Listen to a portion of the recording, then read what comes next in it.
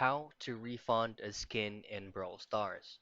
Now, the very first thing that you'll have to double check first is make sure that you do have an existing screenshot from the purchase that you made. So all you have to do is just to coordinate with one of the support from Brawl Stars for you to be able to get your money back, or either to change from a different skin.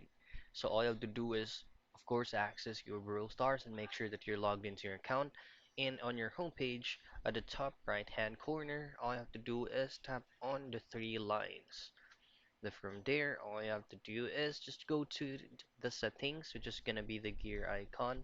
And from the gear icon, just press on help and support.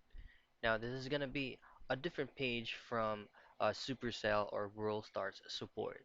And here you just have to find the chat icon, which is the blue one right here, right side of the magnifying glass. Then tap on that, and then choose on leave a message. And from here, all you have to do is just to thoroughly explain as to why you would like to have or to get a refund from the skin that you just recently purchased.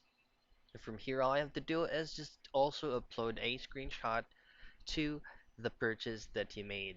And then the Supercell automated support will be the one to get intact to you. All I have to do is just to keep your lines open, and then they're gonna be the one to resolve the problem.